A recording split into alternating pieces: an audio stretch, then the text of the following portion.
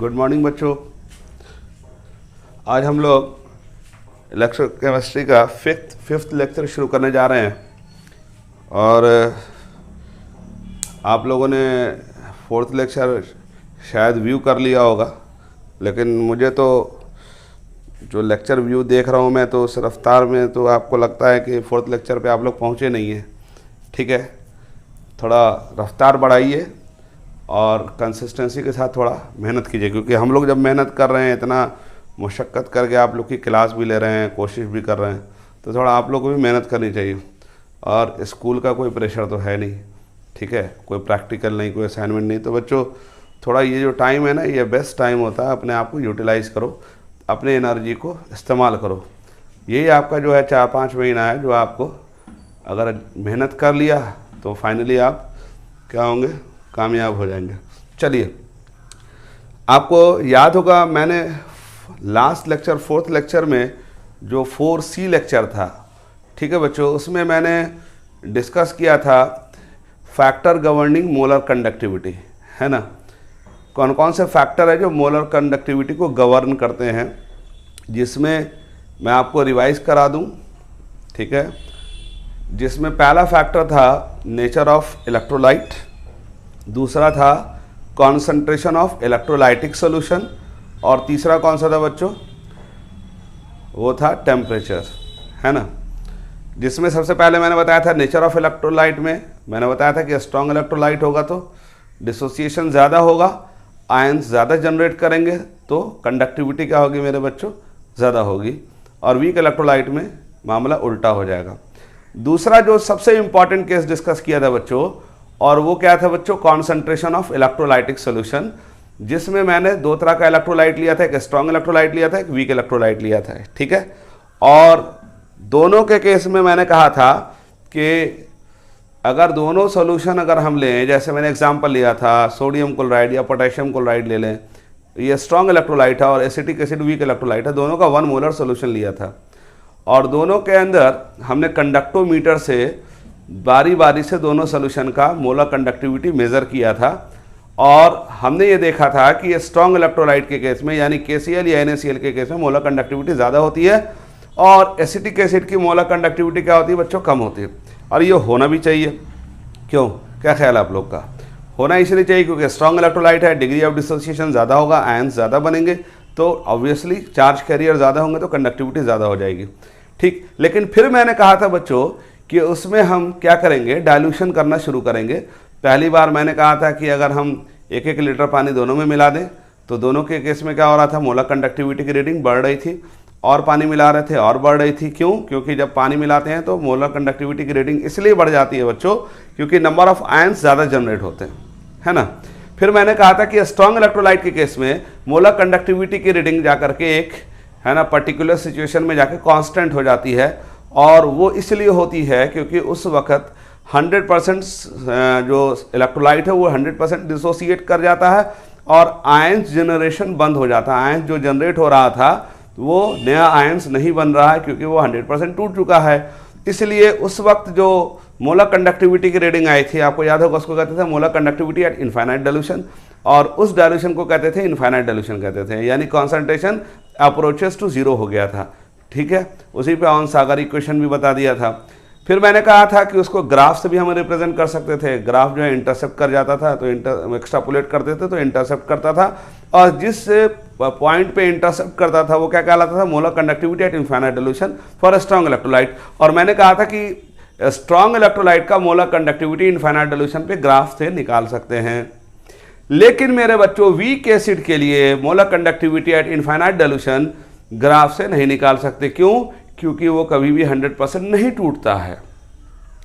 फिर मैंने आपको लास्ट बात बताई थी कि भाई फिर हम वीक इलेक्ट्रोलाइट का मोलर कंडक्टिविटी इनफाइनाइट डाइल्यूशन पे कैसे निकालेंगे, तो मैंने आपसे कहा था कि हम लोग नेक्स्ट लेक्चर में खरोलाश लॉ पढ़ेंगे, और खरोलाश लॉ को अप्लाई करके वीक इलेक्ट्रोलाइट का मोलर कंडक्टिविटी इनफाइनाइट डाइल्यूशन पे निकाल सकेंगे, जो मैंने आज हमने शुरू करना है, ठीक है बच्चों।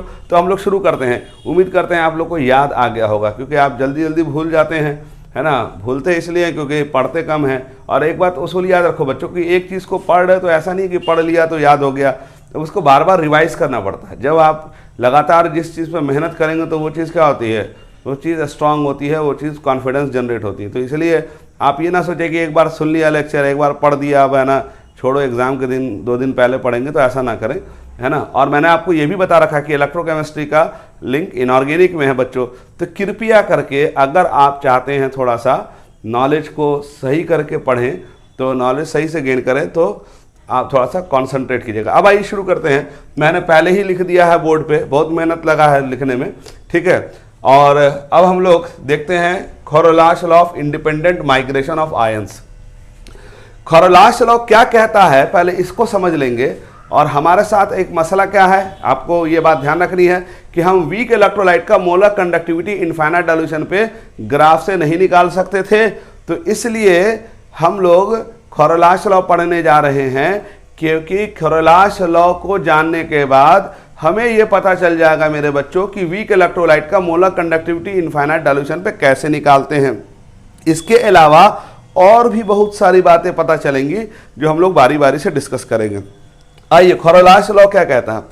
खौरलाश लॉ का स्टेटमेंट पहले देखते हैं। खौरलाश लॉ कहता है independent of its co ions each ions make its own contribution to the total molar conductivity of its electrolyte।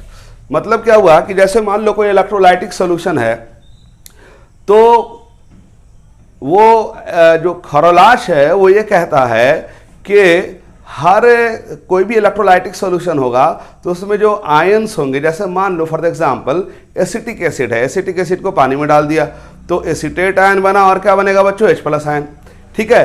तो वो ये कहता है कि अगर है ना जो सोल्यूशन है वीक इलेक्ट्रोलाइट का या स्ट्रॉन्ग इलेक्ट्रोलाइट का, तो उसकी जो टोटल मोलर कंडक्टिविटी आती है, जैसे मान लो 1 मोलर एसिटिक एसिड सोल्यूशन था, उसकी मोलर कंडक्टिविटी कुछ आती है रीडिंग में, तो बोलता है कि जो मोलर कंडक्टिविटी जो होगी वो क्या होगी, तो उसमें जो आयंस मौजूद होंगे, आयंस कौन कौन से होंगे, जैसे एसिटिक एसिड ले लें तो उसमें आयंस कौन होंगे, एसिटेट आयन और H+ आयन। तो खौरलाश कहता है कि it state that independent of its ions of its co ions in each ions makes its own contribution to the total molar conductivity of the electrolytes. मतलब जो solution होता है तो उसमें जो इंडिविजुअल आयंस मौजूद होते हैं, इंडिविजुअल आयन कौन कौन थे बच्चों, एसिटिक एसिड का सॉल्यूशन लिया था तो इंडिविजुअल आयन कौन होंगे, एसिटेट आयन होंगे और H+ आयन होंगे।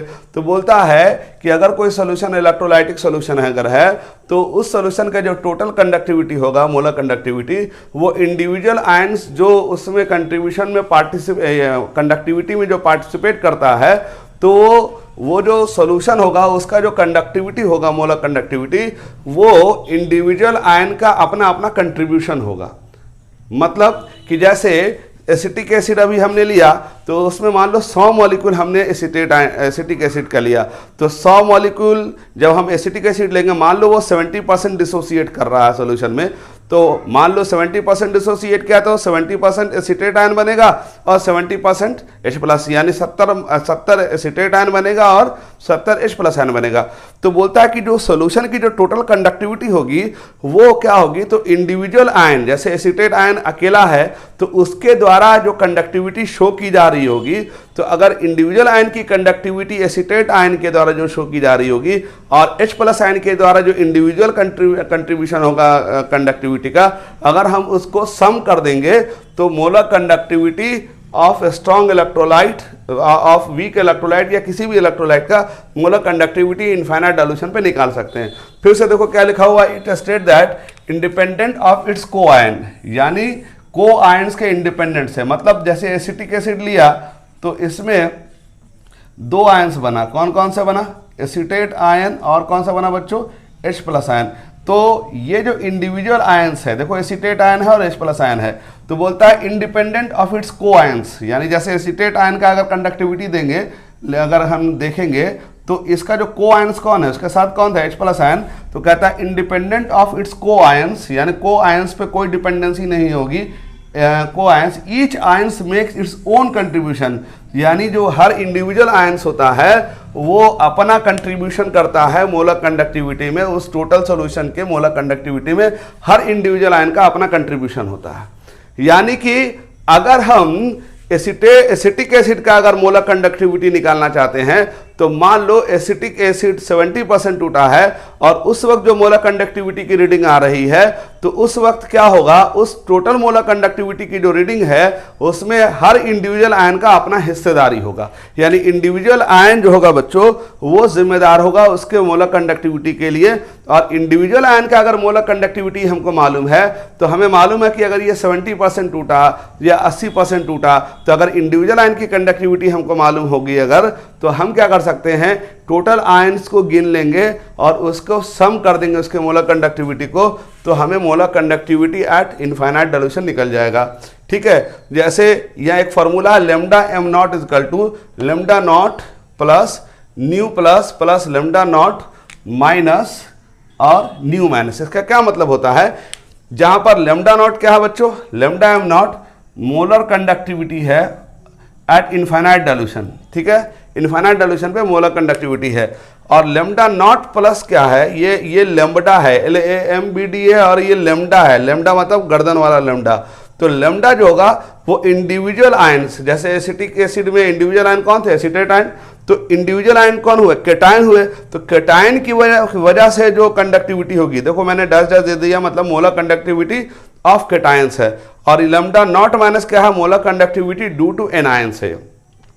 अब न्यू प्लस और न्यू माइनस क्या है, तो अब देखो एसिटिक एसिड जब ब्रेक डाउन किया था तो एक मॉलिक्यूल के ब्रेक डाउन से कितना आयंस जनरेट हो रहा था, एसिटेट का एक आयंस जनरेट हो रहा था और H प्लस का एक आयन जनरेट हो रहा था। तो इसका मतलब इसका जो नंबर होगा एसिटेट आयन का वो 1 होगा। इसका मतलब न्यू प्लस का वैल्यू 1 होगा।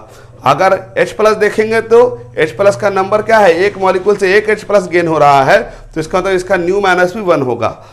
और अगर हम देखेंगे तो एक मॉलिक्यूल्स का एसिटेट आयन और H प्लस आयन का अगर हमको इंडिविजुअल कंडक्टिविटी मालूम है तो अगर हम इस इंडिविजुअल कंडक्टिविटी को सम कर देंगे तो एसिटिक एसिड का जो एक मॉलिक्यूल के द्वारा जो टोटल कंडक्टिविटी होगी वो निकल जाएगी। ठीक, और जब टोटल कंडक्टिविटी निकल जाएगी और हमें मालूम है कि अगर 1 मोलर सोल्यूशन लिया है या 100 मॉलिक्यूल्स लेकर के सोल्यूशन हम बना रहे हैं तो उसमें 70% अगर आयंस बना है तो इसका मतलब इंडिविजुअल आयंस की कंडक्टिविटी मालूम है तो एक मॉलिक्यूल की कंडक्टिविटी मालूम हो जाएगी। और हमें मालूम है कि 100 मॉलिक्यूल्स में 70 मॉलिक्यूल टूटा है, तो हम क्या करेंगे, 70 से मल्टीप्लाई कर देंगे तो टोटल कंडक्टिविटी, मोलर कंडक्टिविटी जो सोल्यूशन की होगी वो क्या होगी, वो हमें इनफाइनाइट डाइल्यूशन पे पता चल जाएगी। मतलब ये कि वो ये कह रहा है कि जैसे हमने क्या कहा था कि वीक इलेक्ट्रोलाइट का मोलर कंडक्टिविटी हम ग्राफ से तो नहीं निकाल सकते। अब हमने कहा था क्यों नहीं निकाल सकते, क्योंकि ग्राफ कभी एक्स्ट्रापोलेट नहीं होता है। और मैंने कहा था कि एक्स्ट्रापोलेट क्यों नहीं होता, क्योंकि पानी में या सॉल्वेंट में जाके वो 100% कभी टूटता ही नहीं है। तो वो ये कहता है कि काहे को 100% तोड़ने जा रहे हो। बोले सर क्या मतलब, जरूरी है कि 100% तोड़ दें, कोई फर्क नहीं पड़ता, आप 100% ना भी तोड़ोगे तो भी पता चल सकता है। वो कैसे, क्योंकि इंडिविजुअल आयन का अगर हमको है ना कंट्रीब्यूशन पता है कि इसका इतना कंडक्टिविटी होता है, जैसे एसिटेट आयन का कंडक्टिविटी हमको मालूम है और H प्लस आयन की कंडक्टिविटी मालूम है, और मान लो कि अगर हमने 100 मॉलिक्यूल एसिटिक एसिड का पानी में लिया है तो वो अगर 60% टूटा तो मेरे बाप का क्या जाता है, वो जब भी टूटेगा जिंदगी में, अगर जब भी 100% उस सोल्यूशन में टूटेगा, वो कब टूटेगा, जब इनफाइनाइट डाइल्यूशन होगा। तो जब भी वो टूटेगा तो क्या बनाएगा, 100 ही ना एसिटेट आयन बनाएगा और 100 ही ना H प्लस आयन बनाएगा। तो वो जब भी टूटेगा तो वो 100% टूटेगा। तो सोचो कि इंडिविजुअल आयन की कंडक्टिविटी हमको मालूम है, तो अगर हम टोटल मॉलिक्यूल जानते हैं तो 100% टूटने के बाद 100 ही एसिटेट आयन बनेगा ना, और 100 ही ना H प्लस आयन बनेगा। तो अगर इंडिविजुअल आयन की कंडक्टिविटी हमको मालूम हो मेरे बच्चों, तो हमको तोड़ने की जरूरत नहीं है। हमें मालूम है कि जब भी ये टूटेगा तो 100 एसिटेट आयन बनाएगा, 100 H प्लस आयन बनाएगा। तो हम इंडिविजुअल आयन की कंडक्टिविटी को जोड़ देंगे, एज्यूम कर लेंगे कि 100% टूटा, तो आपको बोला कंडक्टिविटी मैक्सिमम कितनी होगी इनफाइनाइट डाइल्यूशन पे पता चल जाती है। जैसे इसको एक और एग्जाम्पल से समझो, क्योंकि तुम लोग को बात थोड़ी देर से समझ में आती है। जैसे मान लो कि कोई हॉस्टल है, उसमें 20 बच्चे रहते हैं, ठीक, और सबके लिए जो है मेस वाला खाना देता है, 2-2 रोटी सबके लिए देता है। अब खाना शाम में आया हॉस्टल में, अब मान लो कि 2-2 रोटी सबका हिसाब है कि 2-2 रोटी खाएगा। अब कितने बच्चे रूम में हैं, 20 बच्चे। अब कोई 7 बजे खाना खा ले रहा, कोई 8 बजे खाना खाता है, कोई 9 बजे खाना खाता है, कोई 10 बजे खाना खाता है, कोई 11 बजे खाना खाता है, कोई मस्ती मारता है तो 2 बजे भी खाता होगा। हॉस्टल लाइफ में तो आपको मालूम है। तो अब बताओ कि अगर उस हॉस्टल में टोटल रोटी का कंजम्पशन हम बताएंगे तो आप उसको खाते हुए ना भी देखोगे तो मालूम तो है ना कि 20 आदमी हैं, और जब भी ये रोटी अगर खत्म करेंगे तो 40 ही रोटी खत्म कर सकते हैं। इसका मतलब कि अगर एक आदमी की कैपेसिटी मालूम है 2 रोटी खाने की, तो 20 आदमी अगर बिहान रोटी खाएगा तो 20 दूनी 40 यानी 40 रोटी का खर्च होगा। इसका मतलब इंडिविजुअल का अगर मैक्सिमम कैपेसिटी अगर मालूम है रोटी खाने का, तो पूरे हॉस्टल का मैक्सिमम रोटी कितना खर्च होगा निकल जाएगा। यही फलसफा, यही कॉन्सेप्ट खरलाश बता रहा है कि कोई मतलब नहीं कि आयंस प्लस वाले के साथ माइनस कौन है, माइनस वाले के पास साथ प्लस कौन है। इंडिविजुअल आयन अपना खुद जिम्मेदार होता है मोलर कंडक्टिविटी के लिए, और अगर इंडिविजुअल आयन का मोलर कंडक्टिविटी अगर हमको मालूम है तो अगर वो 100% ना भी टूटे तो हमें मालूम है कि जब भी वो इनफाइनाइट डाइल्यूशन पे टूटेगा। आप डाइल्यूशन करेंगे नहीं, डाइल्यूशन करेंगे नहीं, क्योंकि इनफाइनाइट डाइल्यूशन करने का तो बहुत ज़्यादा वीक इलेक्ट्रोलाइट में तो बहुत ज़्यादा पानी मिलाना पड़ेगा। तो हम ये एज्यूम करेंगे कि जब भी ये टूटेगा तो 100% में टूटेगा। और अगर मोलर कंडक्टिविटी वीक इलेक्ट्रोलाइट का है ना, अगर हमको पता करना है इनफाइनाइट डाइल्यूशन पे, तो हम इंडिविजुअल आयन की कंडक्टिविटी अगर हमको पता चल जाए तो टोटल आयंस कितने हैं ये तो हम गिन ही सकते हैं, क्योंकि 1 मोलर सोल्यूशन है मान लो, तो हमें मालूम है 1 मोल एसिटिक एसिड है, और हमें यह मालूम है एवोगाड्रो नंबर के बराबर मॉलिक्यूल्स होंगे। हमें यह भी मालूम है कि जब भी ये टूटेगा तो एवोगाड्रो नंबर के बराबर एसिटेट आयन जनरेट करेगा और एवोगाड्रो नंबर के बराबर H+ आयन जनरेट करेगा। अगर हम एक एसिटेट आयन का मोलर कंडक्टिविटी जानते हैं और इंडिविजुअल कंडक्टिविटी, और एक H+ आयन का इंडिविजुअल कंडक्टिविटी जानते हैं, तो एक मॉलिक्यूल का कंडक्टिविटी निकल जाएगा। और अगर ये इनफाइनाइट डाइल्यूशन पे जाएगा तो 100% टूटेगा, तो टोटल कितना टूटेगा, एवोगाड्रो नंबर के बराबर ही तो टूटेगा। तो एक मॉलिक्यूल का कंडक्टिविटी है तो टोटल कंडक्टिविटी क्या होगी, जितने भी मॉलिक्यूल्स हैं उनके नंबर से एक मॉलिक्यूल्स के इंडिविजुअल कंडक्टिविटी को मल्टीप्लाई कर देंगे तो हमको पता चल जाएगा। यही बात खरलाश कहता है independent of its co ions, यानी को आयंस पे इंडिपेंडेंट होगा, मतलब डिपेंड नहीं करेगा। Each ion makes its own contribution to the total molar conductivity of its electrolytes, यानी टोटल इलेक्ट्रोलाइट्स का जो मोलर कंडक्टिविटी होगा उसमें इंडिविजुअल आयंस का कंडक्टिविटी दूसरे को आयंस पे डिपेंड नहीं करेगा। मतलब वो ये कह रहा है कि इंडिविजुअल आयंस खुद जिम्मेदार है अपनी मोलर कंडक्टिविटी के लिए। और अगर इंडिविजुअल आयंस का मेरे बच्चों मोलर कंडक्टिविटी हमको मालूम है तो टोटल मॉलिक्यूल्स अगर हम काउंट करके देख लेंगे तो एक बात तो हमें मालूम होगी कि जब ये इनफाइनाइट डाइल्यूशन में जाएगा तो इनफाइनाइट डाइल्यूशन का मतलब क्या हो गया कि वहां पर आयंस बनना बंद हो जाएगा। आयंस कब बनना बंद हो जाएगा, जब वो सारे टूट जाएंगे। तो सारे टूट जाएंगे तो सारे आयंस जब बन गए और एक आयंस का इंडिविजुअल कंडक्टिविटी मालूम है और टोटल आयंस मॉलिक्यूल्स में कितना जनरेट हो रहा है ये मालूम है, तो हम क्या करेंगे, एक एसिटिक एसिड का अगर हमको इंडिविजुअल कंडक्टिविटी दोनों एसिटेट और H+ का मालूम हो तो अगर हम दोनों को सम कर देंगे तो एक मॉलिक्यूल का मोलर कंडक्टिविटी निकल जाएगा। और इनफाइनाइट डाइल्यूशन पे अगर मान लो 100 मॉलिक्यूल लिया होता तो इनफाइनाइट डाइल्यूशन पे क्या होता, 100 एसिटेट आयन बनता, 100 H+ आयन बनता। अगर वो 1 मोलर सोल्यूशन लिया होता तो 1 मोल एसिटेट आयन बनता, 1 मोल H+ आयन बनता। तो हम इंडिविजुअल आयन की कंडक्टिविटी को सम करके एक मॉलिक्यूल की कंडक्टिविटी निकाल लेंगे और टोटल मॉलिक्यूल से गुना कर देंगे तो क्या निकल जाएगा, molar conductivity of weak electrolyte क्या इनफाइनाइट डाइल्यूशन पे निकाल देंगे। यानी कि हमको मॉलिक्यूल को तोड़ने की जरूरत नहीं कि तोड़ करके ही हम पता करेंगे कि भाई है ना कितना मोलर कंडक्टिविटी हुआ। तो उसने कहा कि काय को टेंशन ले रहे हो, ना टूटे कोई फर्क नहीं पड़ता। नहीं खा रहा है हॉस्टल में लड़का, 10 बजे खा रहा, 12 बजे रात में खा रहा, 2 बजे रात में खा रहा। हमें मालूम है 20 लड़का है, 20 स्टूडेंट है, 2 रोटी खाता है, 40 रोटी खर्च होगी। वो चाहे जितनी भी है ना देर में खाए, टोटल तो 40 रोटी खर्च होनी है। यही कॉन्सेप्ट खरलाश कहता है। ठीक, तो एक बार फिर से देख लो, independent of its co ions, यानी अपने को आयंस पे इंडिपेंडेंट है, यानी डिपेंड नहीं करेगा। Each ion makes its own contribution, यानी आप हर आयंस अपना क्या होगा हिस्सेदारी देगा to the total molar conductivity of electrolytes irrespective of the nature of electrolyte. अब मैं ये बात लिख देता हूं, irrespective of the nature of electrolyte. आप बोलेंगे सर ये क्या मतलब हुआ, तो irrespective of the nature of electrolyte का मतलब ये हुआ कि चाहे वो स्ट्रॉन्ग इलेक्ट्रोलाइट हो या वीक इलेक्ट्रोलाइट हो। स्ट्रॉन्ग इलेक्ट्रोलाइट होगा तो जल्दी टूट जाएगा, वीक इलेक्ट्रोलाइट होगा तो देर से टूटेगा, लेकिन टूटेगा तो कभी ना कभी सब। इनफाइनाइट डाइल्यूशन पे वो स्ट्रॉन्ग इलेक्ट्रोलाइट जल्दी टूट जाएगा और वीक इलेक्ट्रोलाइट 4 घंटे बाद टूटेगा, या बहुत पानी मिलाएंगे तो टूटेगा। तो जब भी टूटेगा तो आयन ही तो बनाएगा ना। और इंडिविजुअल आयन की अगर मोलर कंडक्टिविटी का कंट्रीब्यूशन मालूम है तो टोटल मॉलिक्यूल काउंट करके गुना कर देंगे, हमको क्या निकल जाएगा, molar conductivity of weak electrolyte क्या इनफाइनाइट डाइल्यूशन पे निकल जाएगा, अगरचे वो इनफाइनाइट डाइल्यूशन ना भी करे तो। ठीक, अब आइए, ये फॉर्मूला 2.25 करोड़ का है और इसे 50 का लाख और मिला दीजिए, यानी 2.25 करोड़ का फॉर्मूला, ये इंपॉर्टेंट है। ठीक, अब ये स्टेटमेंट आपको याद रखना है, आपके एग्जाम में स्कूल में पूछ सकता है कि डिस्कस द खौरलाश लॉ। तो खौरलाश लॉ को आप बताएंगे कि भाई irrespective of the nature of the electrolytes, है ना, each ion contributes its own contribution to the total molar conductivity of the electrolyte.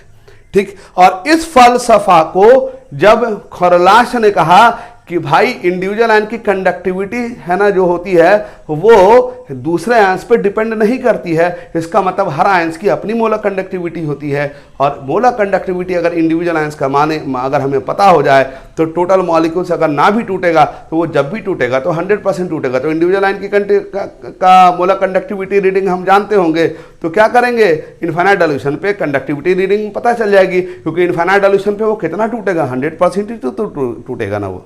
यही बात वो कह रहा है। अब जरा देखो इस फार्मूला में लेमडा एम नॉट क्या, molar conductivity at infinite dilution है, जिसपे हमको पता करना है, और लेमडा नॉट क्या, इंडिविजुअल आयन की कंडक्टिविटी है, कंडक्टिविटी ड्यू टू कैटायन है, और लेमडा नॉट माइनस ये इंडिविजुअल कंडक्टिविटी एनायंस की वजह से है, और न्यू प्लस न्यू माइनस जो है नंबर्स है।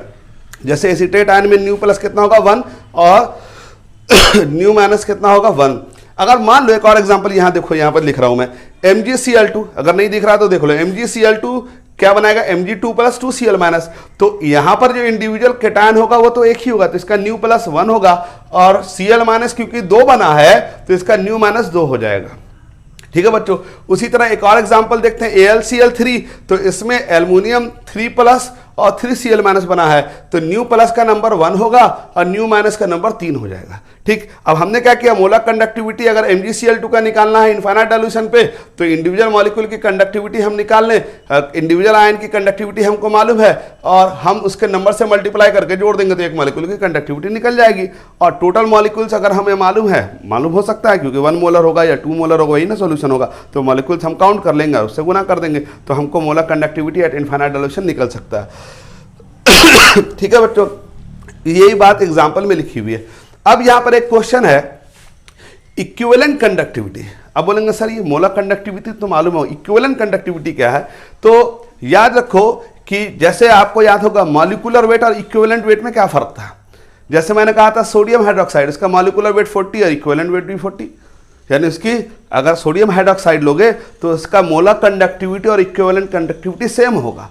ठीक, लेकिन अगर MgCl2 ले लो तो इसमें क्या होगा बच्चों, MgCl2 में क्या हो रहा है, इसमें वैलेंसी 2 है, नहीं है, क्योंकि Mg2 प्लस 2Cl माइनस तो वैलेंसी 2 होगा। तो इक्विवेलेंट वेट कैसे निकालेंगे, सोचो जरा। इक्विवेलेंट वेट निकालने के लिए क्या करना पड़ता है, मॉलिक्यूलर वेट अपॉन वैलेंसी से डिवाइड करना पड़ता था। तो यहां पर अगर मोलर कंडक्टिविटी x आ रही है मान लो MgCl2 की, तो इक्विवेलेंट कंडक्टिविटी होगी वो क्या होगी, 2 से डिवाइड करना पड़ेगा।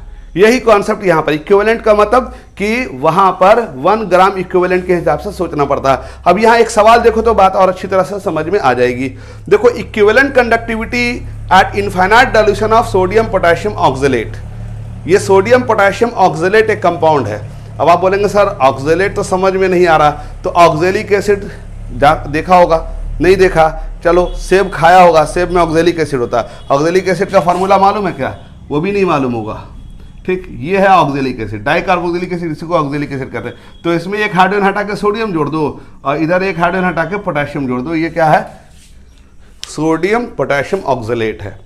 तो अब देखो equivalent conductivity at infinite dilution of sodium potassium oxalate is, यानी कि सोडियम पोटेशियम ऑक्सलेट का इक्विवेलेंट कंडक्टिविटी आपने निकालना है। अगरचे मोलर कंडक्टिविटी ऑक्सलेट का दिया हुआ 73.5, पोटेशियम का दिया हुआ 148.2 और सोडियम का 50.1 साइमन सेंटीमीटर का मोल इनवर्स दिया हुआ। ठीक है, तो अब देखो मैंने क्या किया, मोलर कंडक्टिविटी का इनफाइनाइट डाइल्यूशन पे फॉर्मूला क्या होता है, लैम्डा एम नॉट खौरलाश लॉ लगाओ। ठीक, तो यहां पर क्या होगा, ऑक्सलेट आयन की वजह से इंडिविजुअल कंडक्टिविटी, ठीक, इन प्लस पोटेशियम आयन की वजह से और सोडियम आयन की वजह से। अब यहाँ पर देखो न्यू का वैल्यू सबके लिए क्या है 1 1 है, क्योंकि ये जब टूटेगा तो ये एक मॉलिक्यूल बनाएगा। ध्यान से देखो, ये टूटेगा तो क्या बनाएगा CO माइनस, इस तरह से बनाएगा। ठीक है, तो ये एक मॉलिक्यूल्स जो है एक ऑक्जेलेट आयन बनाता है। ठीक है, और एक सोडियम बनाता है, एक पोटेशियम बनाता है। तो इसलिए न्यू यहाँ पर लिखा नहीं है मैंने, क्योंकि न्यू सबके लिए 1 1 है। ठीक है, अब हमने क्या किया, मोलर कंडक्टिविटी का वैल्यू यहाँ से उठा करके यहाँ जो डाटा दिया हुआ है उसको रख दिया। ये क्या निकल गया, मोलर कंडक्टिविटी एट क्या निकल गया, इनफाइनाइट डाइल्यूशन किसके लिए, किसके लिए, सोडियम पोटेशियम ऑक्जेलेट के लिए। और मैंने क्या किया, क्योंकि इक्विवेलेंट कंडक्टिविटी निकालने को कह रहा था, molar conductivity divided by n factor होता है, यानी वैलेंसी होती है। तो हमने मोलर कंडक्टिविटी जो निकाला उसको 2 से डिवाइड कर दिया। ठीक है जी, और याद रखो सोडियम हाइड्रोक्साइड की molar conductivity equivalent conductivity same होगी, नहीं होगी, क्योंकि मोलर कंडक्टिविटी और इक्विवेलेंट कंडक्टिविटी इसलिए सेम होगी क्योंकि दोनों का molecular weight equivalent weight same है। ठीक है जी, उसी तरह से अगर मान लो कि हम कहें कैल्शियम क्लोराइड तो CaCl2, तो इसकी इक्विवेलेंट कंडक्टिविटी क्या होगी, मोलर कंडक्टिविटी की आधी होगी, क्योंकि मोलर कंडक्टिविटी जो निकालेंगे उसको दो वैलेंसी से डिवाइड करना पड़ेगा। AlCl3 के लिए क्या होगा, मोलर कंडक्टिविटी जो तुम निकालोगे उसको 4 से डिवाइड करना पड़ेगा। ठीक है बच्चों, बात समझ में आ गई।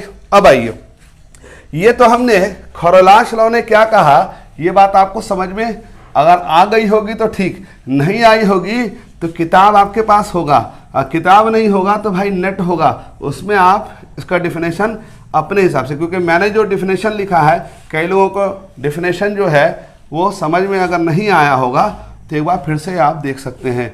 और मैं ये चाहता हूँ कि डिफिनेशन आप टू दी पॉइंट लिखा करें, क्योंकि देखो बच्चों ज़िंदगी में फिजिक्स भी पढ़ना है, मैथ भी पढ़ना है, कुछ लोग मैथ बायोलॉजी दोनों पढ़ते हैं। तो पता चला कि हमने जितना अपने आप को जितना ज़्यादा एक्सपैंड करके चीज़ों को याद रखोगे उतना जल्दी भूल जाओगे। तो टू दी पॉइंट बात याद रखो कि हमारा खरोलाश बाबा ये कहता है कि टोटल मोलर कंडक्टिविटी में सॉल्यूशन के इंडिविजुअल आयन की जो कंडक्टिविटी होती है वो इंडिपेंडेंट होती है अपने को आयंस के साथ, यानी को आयंस उसके साथ जो को आयंस है वो को आयंस क्या होगा, वो डेफिनेटली वो कोई भी क्या करेगा, कोई भी है ना डिस्टर्ब नहीं करेगा। ठीक है बच्चों, अब हम लोग देखेंगे एप्लीकेशन ऑफ खरोलाश लॉ। क्या देखेंगे, एप्लीकेशन ऑफ खरोलाश लॉ। तो हेडिंग में डाल दीजिए बच्चों एप्लीकेशन ऑफ खरोलाश लॉ। ठीक है बच्चों, तो खरोलाश लॉ की क्या क्या खासियत होती है वो हम लोग देखेंगे। ठीक है बच्चों, तो हेडिंग में डालते हैं हम लोग एप्लीकेशन ऑफ खरोलाश लॉ। ठीक है, इसमें सबसे पहला एप्लीकेशन क्या होगा, खुद सोचो। अभी मैंने क्या कहा था कि स्ट्रॉन्ग इलेक्ट्रोलाइट का मोलर कंडक्टिविटी इनफाइनाइट डाइल्यूशन पे कैसे निकालते थे बच्चों, ग्राफ से निकाल लेते थे। ठीक, लेकिन वीक इलेक्ट्रोलाइट का मोलर कंडक्टिविटी इनफाइनाइट डाइल्यूशन पे ग्राफ से नहीं निकाल सकते थे, तो कैसे निकालते थे, खरोलाश लॉ अप्लाई करके। तो इसमें सबसे पहला फायदा क्या होगा, to calculate molar conductivity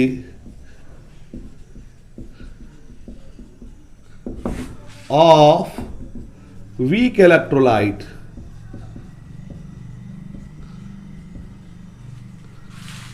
at infinite dilution.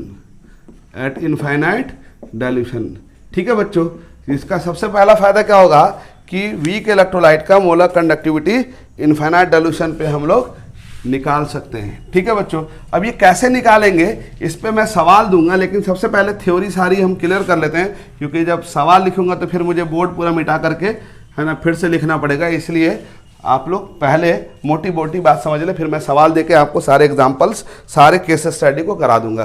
तो पहला फायदा क्या होगा मेरे बच्चों कि वीक इलेक्ट्रोलाइट का मोलर कंडक्टिविटी जो है ना ग्राफ से नहीं निकल सकता है, उसके लिए हम लोग क्या करेंगे, खरोलाश लॉ अप्लाई करके निकाल सकते हैं। वो सब सवाल बनाएंगे तो आपको समझ में आ जाएगा। दूसरा फायदा क्या होता है, to calculate degree of dissociation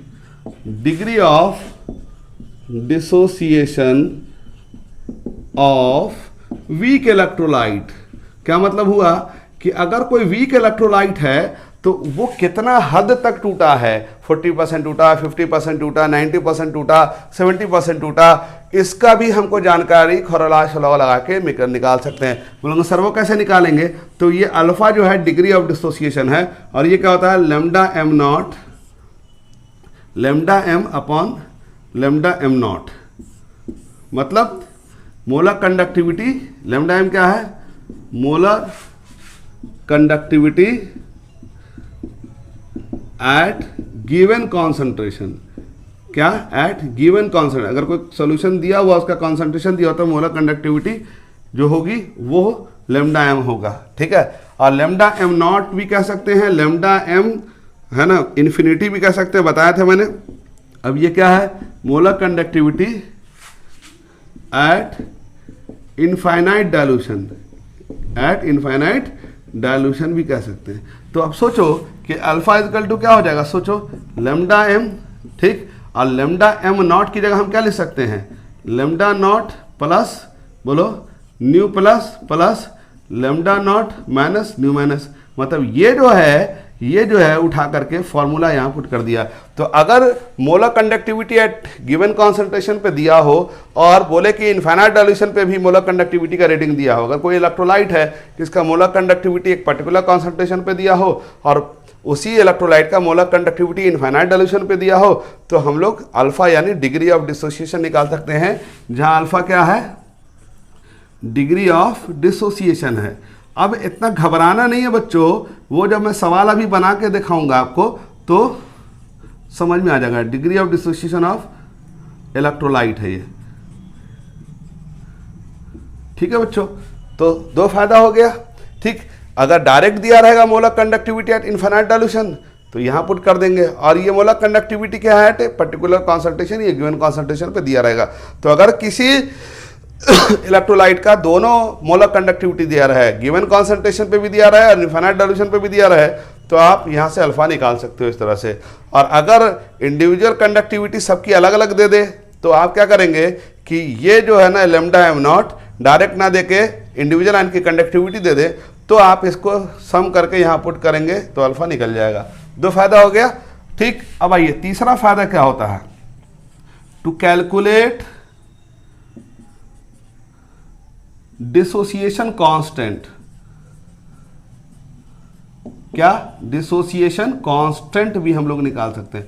बोलेंगे सर ये क्या है डिसोसिएशन कांस्टेंट, नाम तो कुछ सुना सुना सा लगता है पिछले जन्म में कहीं पर हम लोगों ने सुना है। हाँ सुना है ना, ये फॉर्मूला आपको अब ध्यान से देखना, ये फॉर्मूला कुछ जाना पहचाना सा लग रहा होगा। बोले सर देखा हुआ तो लग रहा है लेकिन याद नहीं है कहाँ पे पढ़ा है।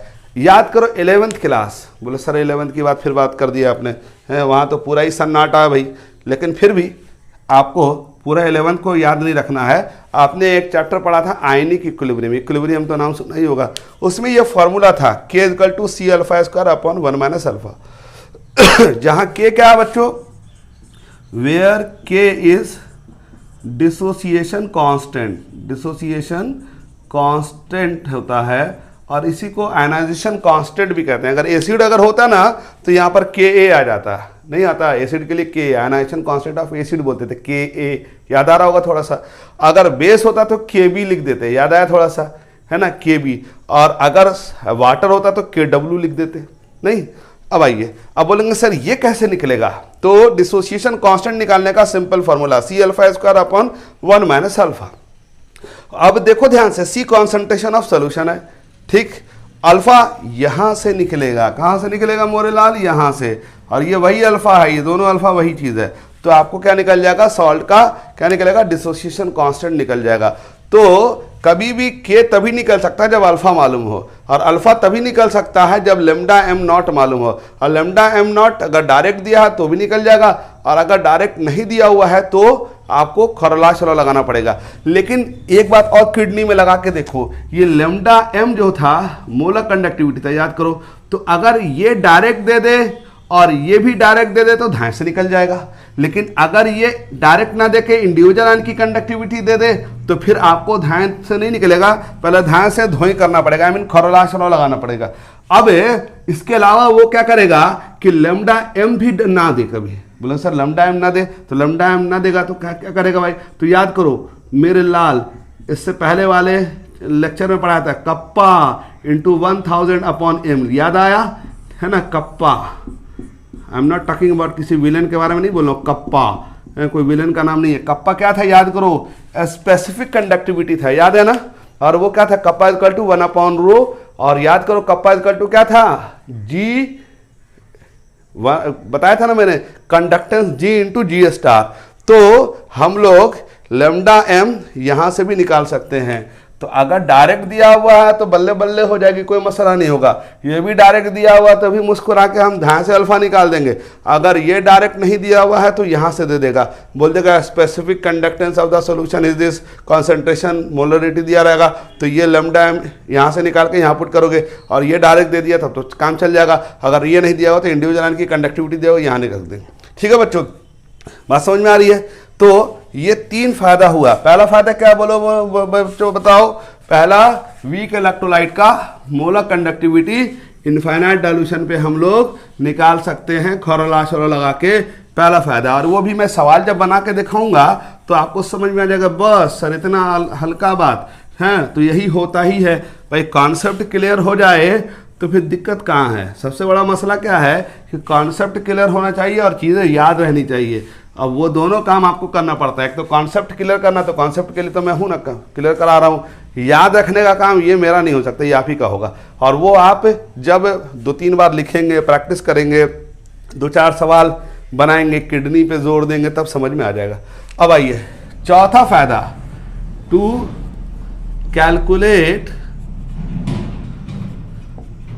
solubility of compound, solubility of electrolyte. अब आप बोलेंगे सर ये क्या है, तो सॉल्युबिलिटी टर्म आपको याद होगा, ये भी आयनिक इक्विलिब्रियम से रिलेटेड है। मैंने कहा था ना कि ये चैप्टर का लिंक जो है 11th क्लास से भी है ना। तो देखो 11th का एक रिश्तेदारी मिल गया, डिसोसिएशन कांस्टेंट। अब एक और रिश्तेदारी है, आपको याद होगा आयनिक इक्विलिब्रियम में मैंने एक टॉपिक पढ़ा था सॉल्युबिलिटी प्रोडक्ट, केएसपी कहते थे। क्या कहते थे बच्चों, केएसपी। तो वहां पर आपको मैं बता दूं कि एक फॉर्मूला है, lambda M naught equal to kappa into 1000 upon क्या, सी भी बोल सकते थे, मोलरिटी भी बोल सकते थे। अब जरा सोच के देखो, lambda M naught equal to क्या होगा, कप्पा इंटू 1000, और where C we can return is at S. बोले सर ये कैसे कर दिया, अब मैं बताता हूँ कैसे किया। अरे कॉन्सेंट्रेशन और मोलरिटी कब डिफाइन होती है, जब वो कंपाउंड घुलेगा तभी ना मोलरिटी डिफाइन होगा। अरे घुलवे नहीं करेगा तो कॉन्सेंट्रेशन या मोलरिटी कैसे डिफाइन करोगे। तो कॉन्सेंट्रेशन की जगह सॉल्युबिलिटी टर्म भी हम लिख सकते हैं। ठीक, तो इसका मतलब अगर लैम्डा एम नॉट मालूम हो, ध्यान से देखना, अगर किसी भी सॉल्ट का या इलेक्ट्रोलाइट का मोलर कंडक्टिविटी इनफाइनाइट डाइल्यूशन पे अगर हमको मालूम हो, ठीक है, या किसी भी कॉन्सेंट्रेशन पे हमको मालूम हो, तो हम लोग क्या कर सकते हैं, उस कंपाउंड का सॉल्युबिलिटी भी निकाल सकते हैं। ये मालूम, और ये क्या है मेरे बच्चों, वेयर के क्या है, कप्पा है, इसका मतलब स्पेसिफिक कंडक्टेंस है। क्या है मेरे बच्चों, स्पेसिफिक कंडक्टेंस है ना बच्चों। और लैम्डा एम नॉट क्या है, molar conductivity at infinite dilution है। अगर इनफाइनाइट डाइल्यूशन पे दिया हुआ है तब तो ठीक है, अगर नहीं दिया हुआ है तो इंडिविजुअल की कंडक्टिविटी हमको दिया रहेगा, तो हम यहां से क्या करेंगे, लैम्डा नॉट बोलो plus nu plus plus plus lambda naught minus new minus लगा देंगे। तो ये डायरेक्ट दिया रहेगा तब तो कोई मसला नहीं। अगर ये डायरेक्ट ना दिया हो तो इंडिविजुअल की कंडक्टिविटी तो जोड़ देंगे तो ये निकल जाएगा, और ये हमको दिया रहेगा सवाल में कप्पा का वैल्यू, तो एस निकल जाएगा। एस क्या है, where S is the solubility of the compound, आप बोलोगे सर ठीक है सॉल्युबिलिटी निकाल दिया तो इससे होगा क्या। तो मैं एक स्टेज आगे बढ़ जा रहा हूं, ठीक है, आयनिक इक्विलिब्रियम पे थोड़ा सा टच कर रहा हूं, क्योंकि यहां से केएसपी भी निकाल सकते हैं। बोले सर ये कैसे निकालेंगे, तो मैं बताता हूं। जैसे याद करो, AgCl पानी में जब टूटता था तो कैसे टूटता था, Ag प्लस बोलो Cl माइनस। अब याद करो केएसपी बराबर क्या था, सॉल्युबिलिटी प्रोडक्ट, और किसके बराबर था, Ag प्लस का कॉन्सेंट्रेशन Cl माइनस का कॉन्सेंट्रेशन। अब केएसपी बराबर क्या होगा, S और एस लिख सकते थे नहीं लिख सकते थे? बोलो सर एस कहाँ से लाएंगे? तो एस यहीं से तो लाएंगे। तो एस अगर हमको मालूम हो जाए तो एस स्क्वायर इक्वल टू क्या होगा? के एस पी। बात समझ में आ रही है? तो इसका मतलब हम सॉल्युबिलिटी मालूम है तो सॉल्ट का के एस पी भी निकाल सकते हैं, यानी सॉल्युबिलिटी प्रोडक्ट भी निकाल सकते हैं। ठीक, एक एग्जाम्पल और दिखा देता हूं क्योंकि आप लोग महान लोग हो। जैसे MgCl2 ले लो, ठीक है बच्चों। अब ये ब्रेक डाउन करो, this one is Mg2+ and this one is 2Cl-। Now what will happen? KSP बराबर क्या होगा भाई? मिस्टर आयान, सदफ दीदी बोलिए, ये क्या आ जाएगा? Cl-। ठीक, और इसका पावर 2 हो जाएगा। बोलो सर ये कैसे दिया? तो याद करो मैंने कहा था जो इसका जो है, इसका जो चार्ज होता है इसका पावर बन जाता है, इसका चार्ज इसका पावर बन जाता है। ठीक, तो इसका देखो चार्ज कितना है? 1 है, तो इसका पावर 1 है, और इसका चार्ज कितना है? तो इसका पावर 2। अब याद करो KSP बराबर, इसको हमने क्या कहा था कि लिखते वक्त तो ऐसे लिखेंगे, लेकिन सवाल बनाते वक्त कैसे लिखेंगे? Mg2+ 2Cl- का पावर 2, क्योंकि 2 टाइम्स रिलीज हो रहा है ना भाई। बोलो तो अब इसको कैसे लिख सकते हैं? KSP बराबर क्या? S फिर 2S अब पावर 2। क्यों SS किया? क्योंकि जितनी सॉल्युबिलिटी होगी, मान लो इसकी सॉल्युबिलिटी है ना, मान लो है ना 50% है, या पूरे कंपाउंड की 50% कंपाउंड डिजॉल्व कर रहा, तो जो इसकी सॉल्युबिलिटी होगी इसकी दुगुनी जो क्या होगी? Cl- की सॉल्युबिलिटी होगी, यानी Cl- का कॉन्सेंट्रेशन होगा। क्योंकि जैसे मान लो MgCl2 50 मॉलिक्यूल टूटा, तो इसका कॉन्सेंट्रेशन क्या होगा? अगर S होगा तो इसका कॉन्सेंट्रेशन 2S होगा। अब ये इस तरह से, तो S का वैल्यू यहां से निकाल के यहां पुट कर दिया। चलो बाबा एक एग्जांपल और भी दिखा देते हैं, जैसे AlCl3। बोलो भैया मिस्टर साकिब, क्या हम इसको ऐसे तोड़ सकते हैं ना? बोलिए, तो अब बताइए KSP बराबर क्या होगा भाई? बोलो साकिब साहब, Al3+ Cl- का पावर कितना देंगे? बोलिए 3। क्यों दिया 3? देखिए ना, किडनी लगाइए बाबा, +3 इधर गया, यानी इसका चार्ज इसका पावर बन गया, इसका चार्ज इसका पावर बन गया, हो गया ना बाबा। अब देखो बाबा KSP बराबर क्या होगा? बोलो, हम इसको लिखेंगे तो लिखते वक्त तो ऐसे लिखेंगे, लेकिन सवाल बनाते वक्त कैसे लिखेंगे? यानी 3 से मल्टीप्लाई करके फिर पावर में 3 देंगे। तो KSP बराबर क्या होगा बच्चों? S, और ये क्या हो जाएगा?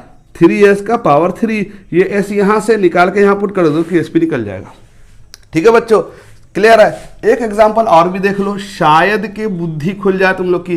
Al2SO4 होल थराइज कैसे टूटेगा? बोलो, Al3+ 2Al3+ और 3SO4 2-। ठीक है जी। अब बताओ KSP बराबर क्या होगा? जल्दी से मैं डायरेक्ट ही लिखने जा रहा हूं। 2Al3+ का पावर कितना? बोलो 2, क्योंकि इसका चार्ज इसका पावर हो गया, इसका चार्ज इसका पावर हो गया, और इसका क्या होगा? 3SO4 2-, इसका चार्ज इसका पावर। ठीक है जी। अब ये KSP निकल जाएगा, तो इसका मतलब KSP बराबर क्या होगा? बोलो 2S, बोलो 2S बाबा 3S, इसका पावर 2 लगा दिए हैं, इसका पावर 3 लगा दिए, तो S यहां से निकाल लो, यहां पुट कर दो, तो सॉल्युबिलिटी निकल गया, तो KSP निकल गया। ठीक है बच्चों, 4 फायदा बता दिया। बोलो कौन कौन सा फायदा? फायदा नंबर 1, बोलो क्या? कि वीक इलेक्ट्रोलाइट का मोलर कंडक्टिविटी क्या कर सकते हैं? इनफाइनाइट डाइल्यूशन पे निकाल सकते हैं। जो भी मैंने निकाल के नहीं दिखाया, मैं दिखा दूंगा क्वेश्चन में, तो आपको तुरंत समझ में आ जाएगी 1 मिनट में, क्योंकि मुझे मालूम है कि आप लोग गोबर हैं, लेकिन मुझे ये भी मालूम है कि कभी कभी इंटेलिजेंट हो जाता है, एंटीना सही हो जाता है आप लोग का। अब देखो यहाँ पर दूसरा फायदा क्या था, जल्दी बताओ। To what? To calculate degree of dissociation alpha निकाल सकते हैं। वो क्या था? λm upon λm infinity. ठीक है, λm अपॉन λm इंफिनिटी। तीसरा क्या था? डिसोसिएशन कांस्टेंट निकालते थे, और वो क्या था? K = C∝² upon 1 - alpha. ठीक है जी। इसके अलावा और क्या था बच्चों? इसके अलावा और भी कुछ था। हाँ, चौथा बताया ना, सॉल्युबिलिटी। ठीक है, अब आइए पांचवा जो है वो थोड़ा हाई लेवल है, लेकिन इसको हम लोग लास्ट में डिस्कस करेंगे, बता देंगे। ठीक है बच्चों, वो मैं बता दूंगा अभी जब मैं लिखूंगा तो। ठीक है, अब हम लोग क्या करते हैं कि इस पे कुछ सवाल देख लेंगे, तो हम लोग को बात समझ में आएगी। ठीक है बच्चों,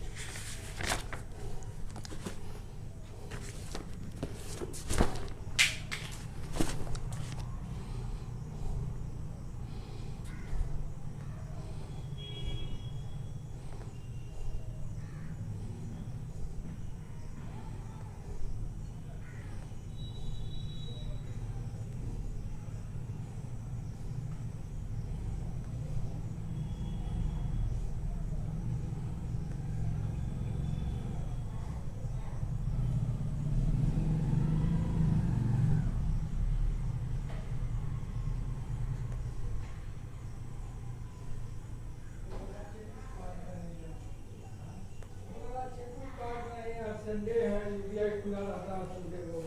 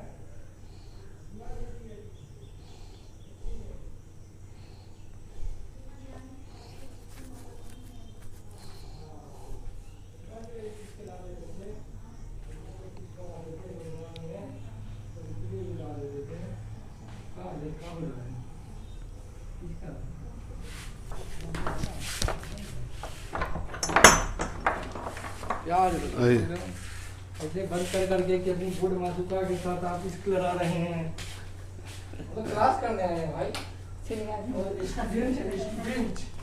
स्टूडेंट हैं हम लोग भाई, ये कौन सी ट्रांसफर कर रहे हैं? रुक जाओ यार, अभी कुछ नहीं कर सकते। 5 बोल के दिए, हम 5 कर दिए हैं। अरे मेरे भाई भी 5 है कि 4 है, हमको क्या पता, आप बैठ के लिखवाएं दे उसको।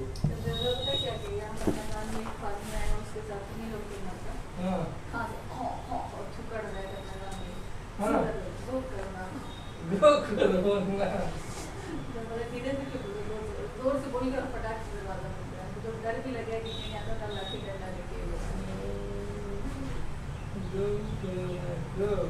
देखिए मास्क बनाए हैं,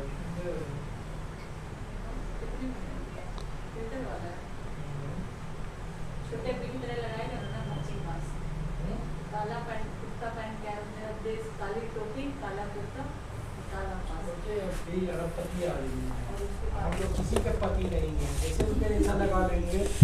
है रिंगवाल, बताइए, वो अरब के पति हैं। ये है फिल्टर है,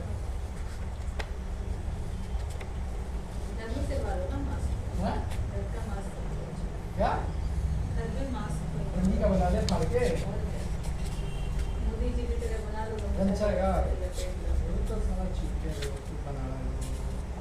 अब चुनाव आ रहा है, इसीलिए लोगों का गमछा और मफलर समझा रहा है।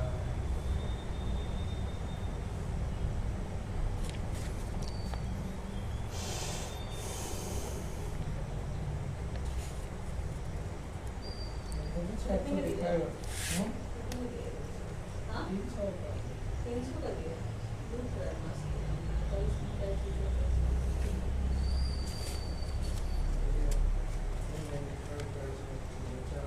सब देखोगे नाइकी वाले डिवाइस वाले ये सब है ना, इसका तो बात मत कीजिए।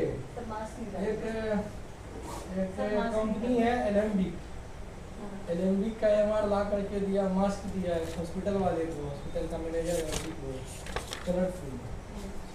क्या करेंगे? दिया, फेंक दिया, मतलब फेंक दिया मतलब अपने स्टॉक में कहीं पे फेंक दिया। तो या डॉक्टर फोन किया तो उसको बोला कि देखो ना जैसे मास्क दे के गया है, ऐसा था कि हम फेंक दिए। तो बोला देखे तुम उठा के कितना का है? तो बोला नहीं, उठा के देखो। तो उठाया तो देख रहा 1999 रुपया। उसके बाद उसका कैटलॉग खोला, उसके बाद उसका एकदम पूरा एकदम लंबा चौड़ा देखा, एकदम उसका बेनिफिट सब, फिर उठा के रख दिया। एकदम येलो कलर का था। सोचा बेचारा हम करेंगे क्या इसका, इसलिए फेंक दिया। देखोगे ना नाइकी वाला भी निकालेगा कपड़ा बिक नहीं रहा है तो क्या करेगा बेचारा, तो यही बेचेगा ना। निकाला है ना मोबाइल, अरे यार अभी मोबाइल नहीं देते, लेक्चर चल रहा है। पर शूट हो रहा है। हाँ, सवाल बना छापने के लिए रखा है। बीच में अटक कर दिया ना, पॉज किए हैं। हम्म, ओके, तो हम जाए तो हाँ तुम जाओ मतलब तेरा आ गया। शाम में, लेकिन खाली करना है क्योंकि एक और लेक्चर शूट कर रहा हूँ ना मैं। ले जाएंगे हाँ तो उसको हम शूट कर देंगे ना। शाम में ले आएंगे, शुभ है तो जाएंगे, शाम ढले। ऐसा कर सकते हैं, काला वाले में डाटा ट्रांसफर कर दो इसमें का पूरा, क्यों? काला वाला अभी लैपटॉप रहेगा अपने पास, कर सकता। का सकता रहेगा तो यहीं पे ला के रख दो, उसको यहीं ला के रख दो।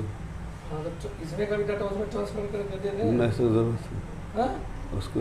हाँ उसका भी, उसका कार्बन कंपाउंड्स का दे दो क्योंकि इलेक्ट्रोकेमिस्ट्री का सारा अप टू डेट है। अच्छा, अगर वो हफ्ता 10 दिन रहेगा तब हफ्ता 10 दिन रहेगा, हाँ तो दे देना। देख लेते हैं उसका कहाँ पे अपडेट है। बहुत बन गया।